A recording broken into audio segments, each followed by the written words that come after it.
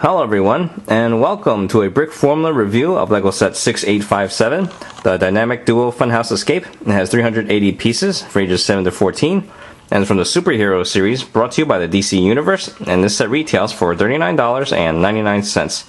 And I would like to give a shout out to Ozzy134, the Taco Hippie, Brian Berenson, Mr. Lego Freak 10, Jaredman64, Lego Video Studio 345, and Lego Lloyd is Cool 1222, because they are the subscribers who had requested that I review this set. So everyone check out their channels. And moving forward, here in the front we can see that our heroes are a little bit outnumbered, and Robin is like, help me. And down here we have the minifigures. I'll have more on that later. And here in the back we see a lot of the play features here, and it looks like Batman is leaving because he's like, screw this, you're on your own. And clearly Robin is not too happy about that. But anyway, I'll talk about this set in more detail coming up. Here are the minifigures, and first up is Robin. And we'll look at him first because Batman always takes the spotlight. And here he is up close.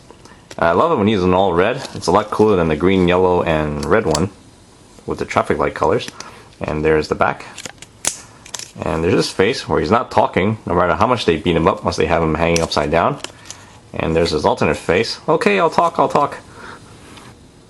Next is Batman in a dark blue and light gray color. And here he is up close. And judging by the torso, he is clearly a lot stronger than Robin. And here's a comparison. And it looks like Robin's got a long way to go. And he's got 2 batarangs this time around, which is pretty cool. And there's his face where he's not too happy about rescuing Robin again. That's why I prefer to work alone. And he's got an alternate face where he's like, I'm Batman and I approve of this message. And he's got some details there in the back. And there we go. Now to check out the all-new Riddler, and here he is, and he's pretty similar to the old one, and he's pretty buffed for a puzzle guy. I love the bowler hat, and you get another one too, which you'll see later on.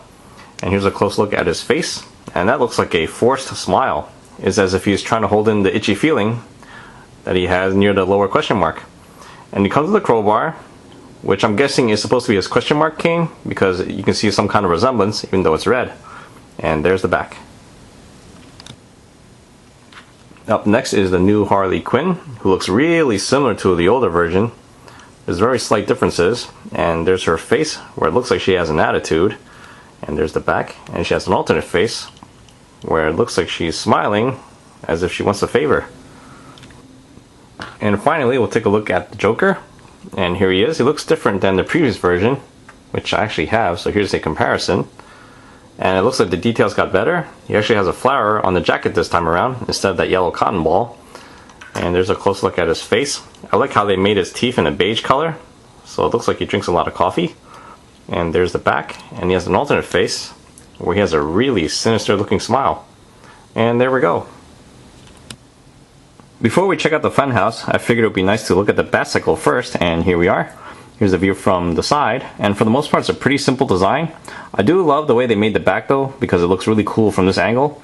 And these fins can be adjusted downward just like that, which looks just as awesome. You can also raise it higher if you like, although I think if you do that it looks like it needs a tune-up. And here's a view from the front, and the front is really plain and simple. And they have a sticker right there. And in a way I feel like they spend most of the efforts on the back here, especially when you compare it to the Batcycle from the Batcave, which is right here. And here's a comparison. They have the same length and the same width. And for this one, I feel like they spent their efforts on the front and the sides there. So naturally I figured, why not combine the best of both worlds? And here's what I ended up with.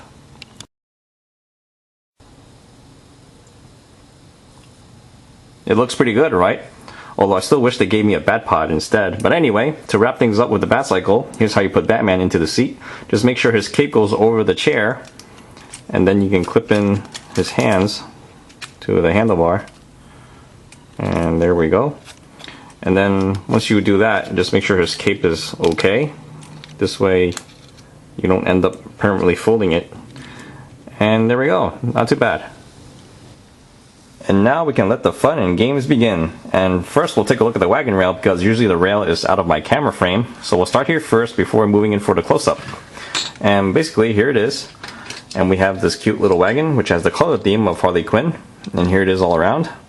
And here's the bottom where we got white wheels, and we'll have Harley sit here in the middle, and her hands won't reach the handlebars in the front, which is okay because this is a kiddie ride compared to some of the other stuff I've been on.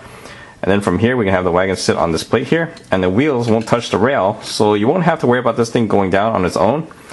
And then from there, she'll go crashing through the gate right there, and she'll split Joker's face in half, which I bet she's been dying to do for his lack of affection. And back here we have this little stick here, which you can push real hard and ram Harley Quinn from behind, which sounds pretty bad, but anyway, here we go. And she'll usually end up stopping her right there. And now we can check out the first floor, and I removed the railing, this way it's a little easier to see at a close-up. And for the most part, the first floor is made mostly of pillars, and it's pretty hollow inside, except for this part right here, where we got a booth with the Riddler's head inside. And as you can see, we get another bullet hat and another minifigure head, which is pretty cool.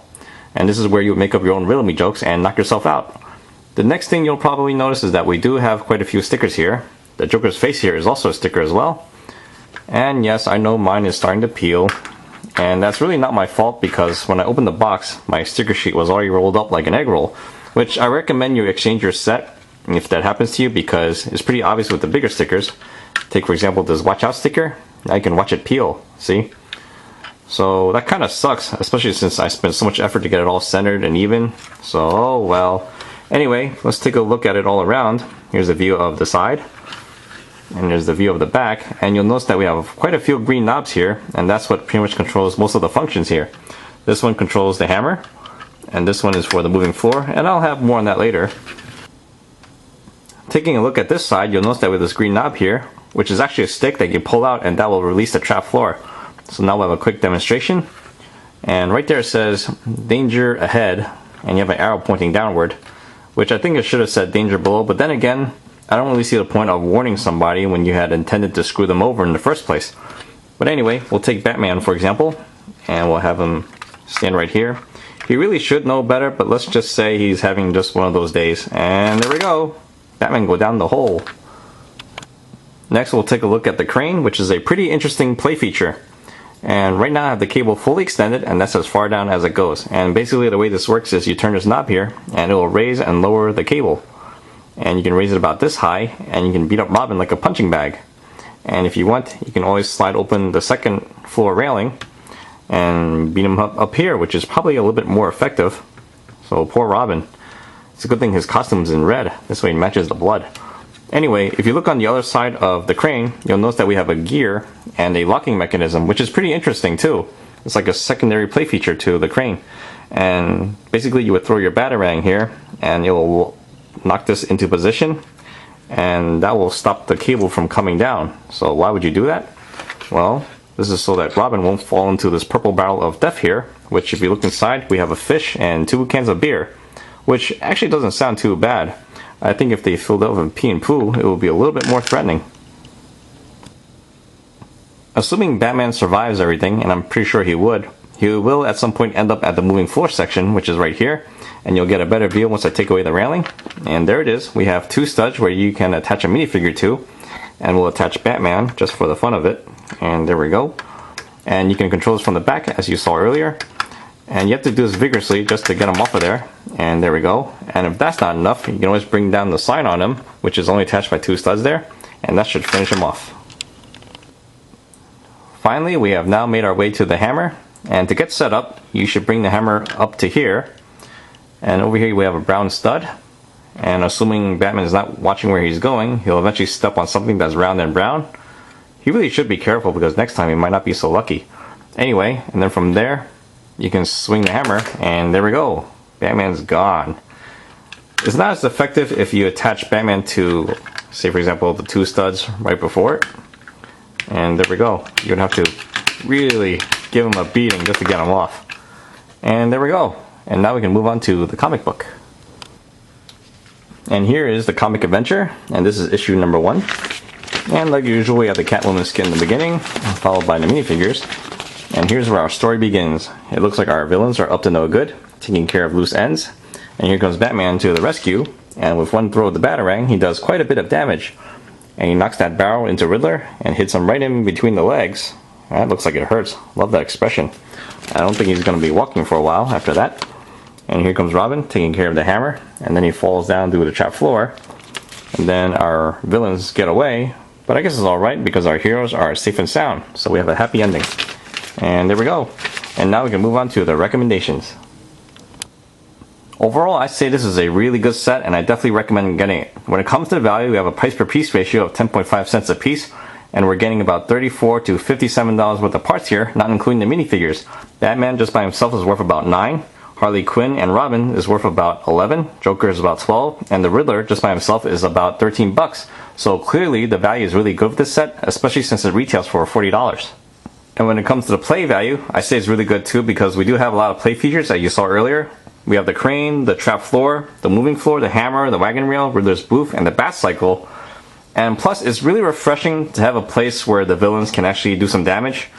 Because for a while now, Batman's the one that's getting spoiled. He has the Batcave, he has a car, the Batwing, and 2 motorcycles. So this really completes the villains right here. And you'll definitely have a lot of fun with this set, and definitely a worthwhile one to get. And that sums up my review. I hope you guys enjoyed the show, and I'll see you guys next time. Thank you for watching.